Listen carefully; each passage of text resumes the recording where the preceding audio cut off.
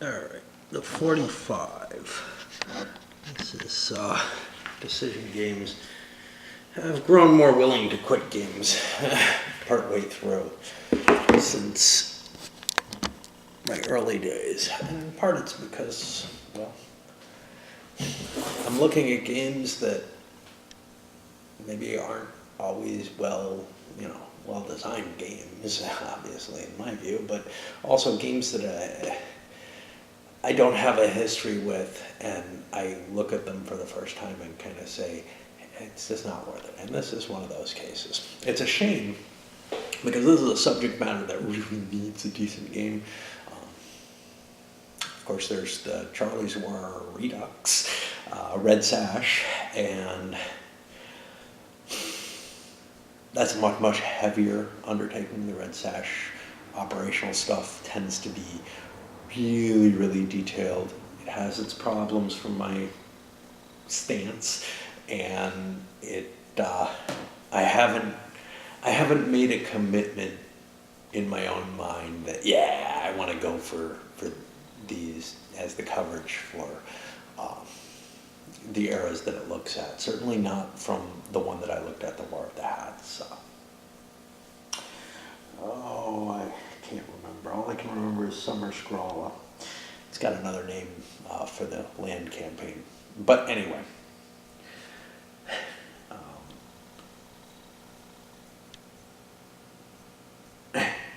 For this one seems to me to be pretty much an unmitigated failure, and I really question the people who've given it, high ratings, if not very high ratings in some cases. First of all, mechanically, it's an absolute disaster. The choice to put the strength points using a block game notation on regular counters when there's huge stacks of counters is a horrible one. You have something similar to that in a couple of other games which use numerical representations, and Line of Battle was the last one to do that. The fact that you're going to drop counters and not know, which way they were oriented means that you're going to introduce some ahistorical situations, in the sense that units will gain or lose strength in ways that the system isn't intended to represent, as far as I can tell. Maybe it's partially a dexterity game, I don't know. But yeah, that is just a mechanical problem. But there are other mechanical problems with it.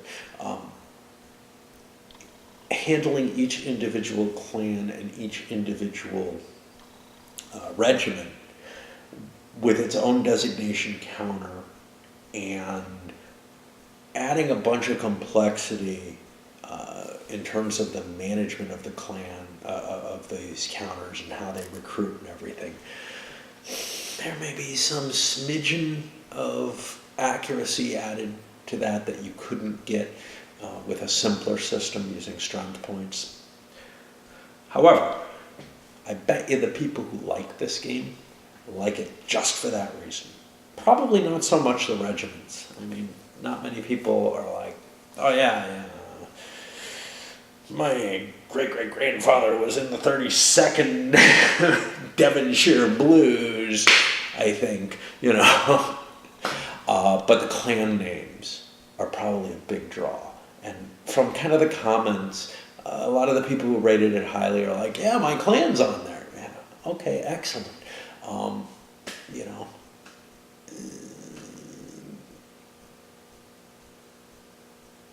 And I guess that's part of what makes people who really want more modern games that specify the unit designation very carefully. Yeah, I know my grandfather served in that unit,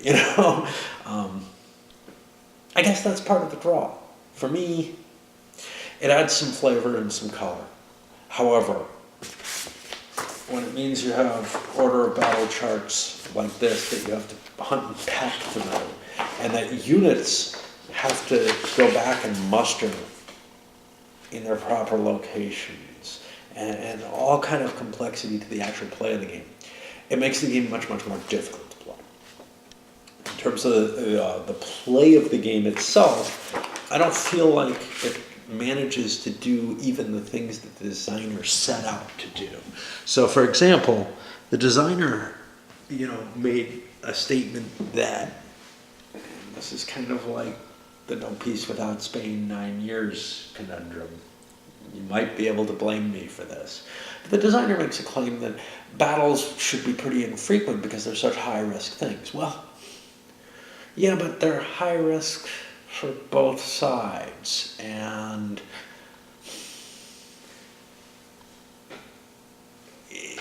where there's a high risk to lose, there's a high risk to gain something.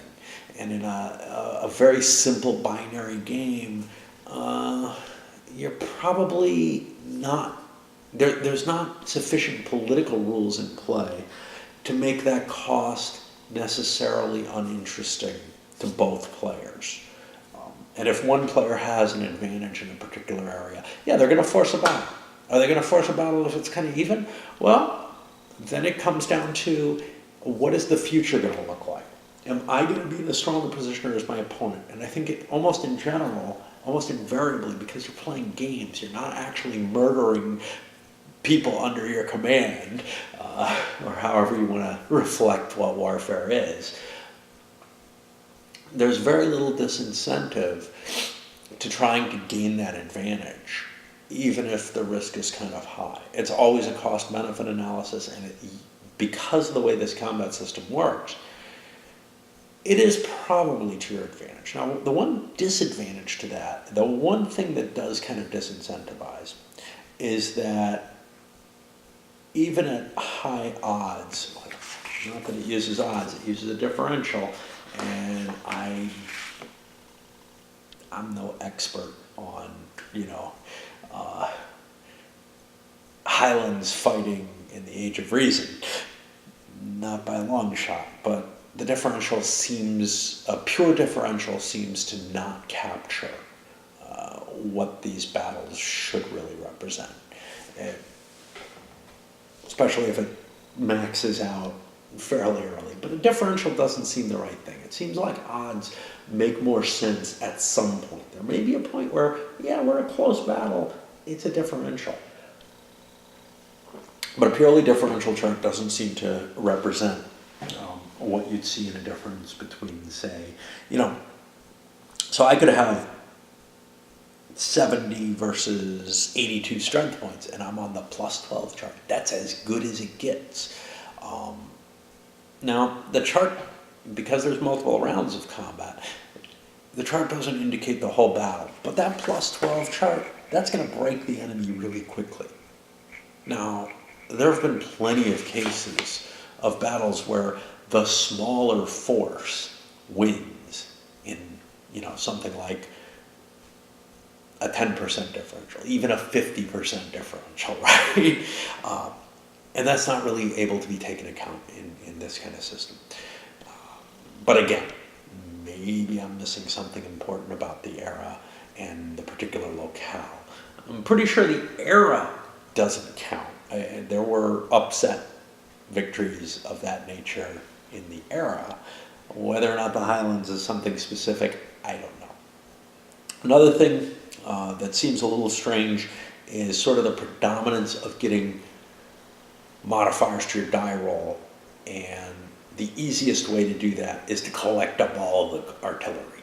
If you get a significant artillery advantage, there's nothing sort of to counter that. You can't go hide in the mountains and be safer from it or something like that.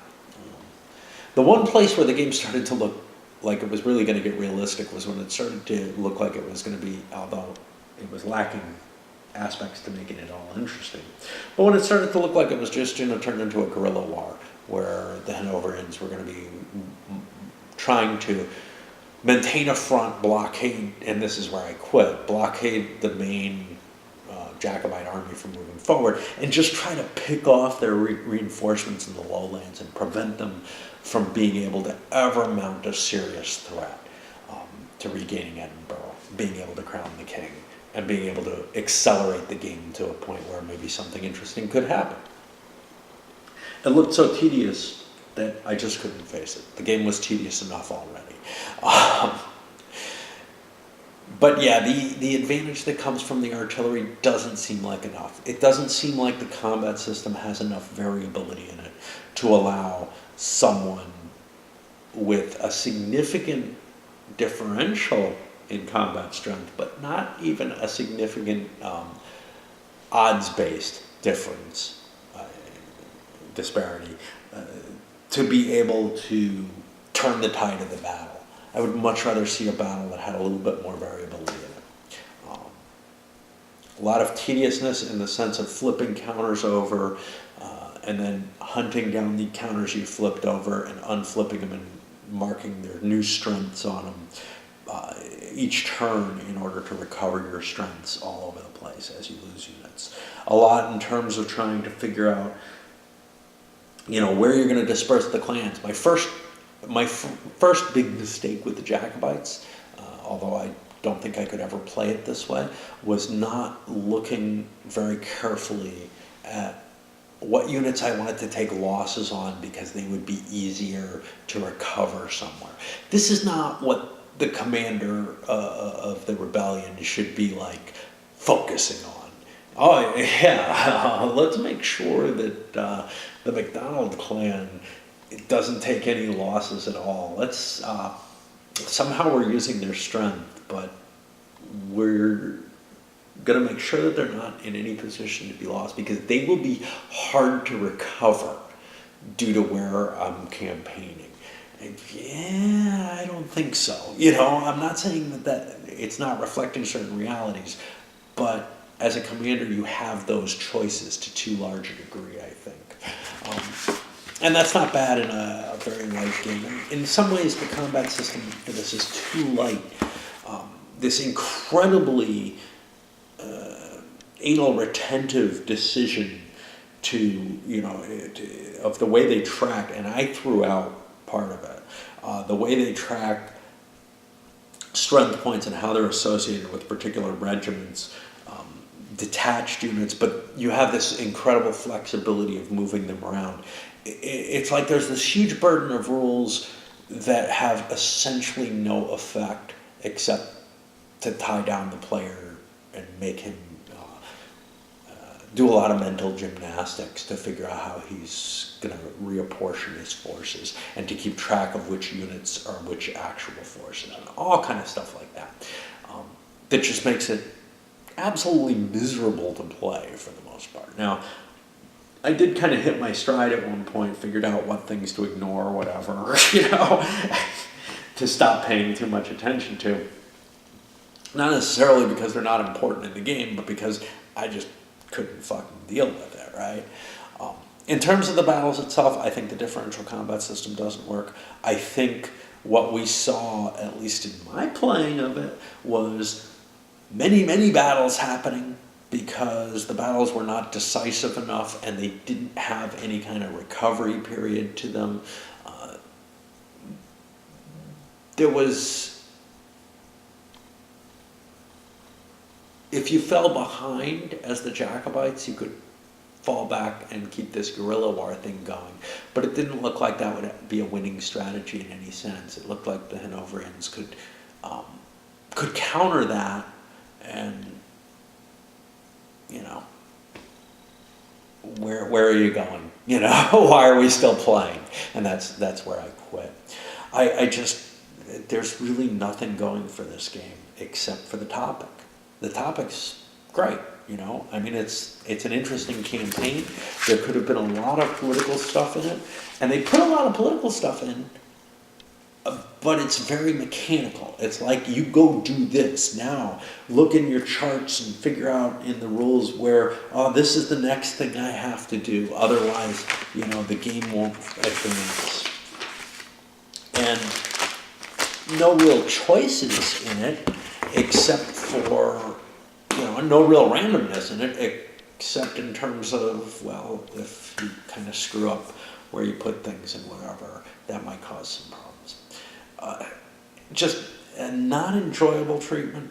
It doesn't seem particularly historical in any way, except towards those people who, are order of battle is historical. You know, when they equate the idea of, oh yeah, they've got, you know, these units well described in the order of battle, and every single one's accounted for, and it's where it belongs at the start. Is it that level of detail? No, because the research can't possibly be that good for something from this era. You know, the documentation just isn't there. But it tries to give that impression of that kind of detail of a modern, you know, detailed order of battle. And frankly, I don't think those modern order of battles are particularly, they usually come in games where you don't have enough freedom to dispatch, you know, gosh, I think that, you know, this regiment should actually be detached and go over here. The degree to which commanders were able to do that is much less than if you just made it free, but it's much more than a rigid design kind of allows. And this kind of tries to have its cake and eat it too by, you know, letting you do whatever the fuck you want in terms of detaching strength points, running them over, joining them with other units and everything, except while they're detached, they count against the counters that they're detached from, and you've got to keep track of all that. And that's just a nightmare. Just not a lot here. Not a lot here that's of interest. The actual strategy to it didn't seem terribly interesting. The game locked. It was too easy to lock down any kind of naval intervention. The Jacobites historically did slip stuff through. It looked way too difficult in this game. Basically, anytime the Hanoverians wanted to stop something like that, they just position their forces in a way. Now, you could make the choice to go position your forces to interdict the islands instead. And that would also work, you know, yeah, you could probably get away with both. I didn't really bother with that, which left me with this kind of a nightmare scenario in terms of stuff would keep appearing. But there wasn't that much over in the islands, and it's a pain in the butt for the Jacobites to go get it and ferry it back with their leaders. So it just seemed like it was easier to make sure that I would be able to nail down any privateers that tried to slip through. And that was fairly easy to do while still, you know, moving all my stuff from the continent back to Britain. So I'm not really sure the Jacobites have much of a chance. I know I screwed up early with them. They may be able to make some historical gains, but I think their potentiality of making it to London and winning the game that way, or even holding on to the Scott lowlands, is pretty low. That's okay. I don't mind that the game's unbalanced, but it does seem, and I don't think it's historically unbalanced. I think this was something of a fool's errand. Although Charles did actually get fairly close. I mean, he put a real threat into the Brits. Anyway.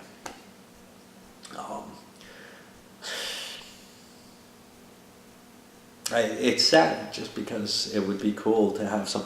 This game gives a promise of sort of a light level treatment, kind of like Unhappy King Charles, or maybe like because of the point to point in the early era that it's from, maybe like A House Divided. But it doesn't hang together and give you that believable story that I expect from a historical simulation. It gives me something very different. It gives me two huge stacks, big armies, just slamming together and grinding against each other again and again. Just like boom, oh, boom, boom, boom, boom, boom, boom, boom, boom, you know? And it puts way too much focus. You win one battle, and now you have the initiative because you seize the enemy's resources from the battle, primarily the artillery, which is of no use for anything but field battles. Sieges didn't seem to be too effective. Yeah, you could slow down how quickly somebody's going to take a force and not by hiding it in a fortified location. But for the most part, it was pretty easy to get the forces you wanted and to get all your forces gathered together for an attack. If there had been a situation where a fair-sized force could be hidden briefly, but the siege is still going to be a very painful attack on you. It uses the same table, just with different modifiers and a limited number of rounds of combat. And no retreats for the defender, I believe. But yeah, it didn't look like you could save your units by hiding them in a fortress very well. It looked much, much better to take the field battle, take the retreat, and take your losses there and recuperate from them as you kind of run away. Yeah, I don't know. Very disappointing for me, mainly due to the mechanical aspects of it that were just too painful. And they're way too painful for the level of historical insight that this game gives. You know, at least with the Red Sash game, yeah, there's a lot of mechanical complexity going on in those games. I haven't played this one, obviously, Charlie's War, obviously, but there's a lot of mechanical complexity going on in them and a lot of shit that you have to remember, special rules and everything. But at least you get the feeling that it's really trying to give you a detailed view of combat. And with this, I get the feeling that, yeah, let's use, a combat system that's not really terribly complex. Actually, it's pretty damn simple. Buckets of dice would probably have worked even better. And we'll just we'll throw on all this chrome and not really make it interesting chrome. It's really just more tedium being added to the design without adding much to the historical accuracy. It may add something to the flavor again for people who really want to know, yeah, that's where that clan would be and they took some losses, so they're going to have to fall back there and recover, but it doesn't actually work that way. You just always take your losses on the same clans so that you can recover the destroyed clans in 3 turns rather than try to break up what you have of an army and recover it, all spread out all over Hell and Creation. Anyway, that's it. I've talked about this way too much. Not a good game. Don't buy it. Don't hunt it down unless you're like collecting bad decision games. It doesn't improve my impression of DG at all, which for this era is piss poor. More modern, I've had better experiences. I've played at least a couple of their more modern games that were decent, but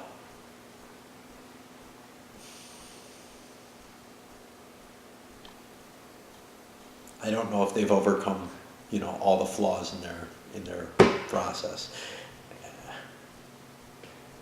They certainly don't always act that way, from what I've seen of them. All right, up it goes.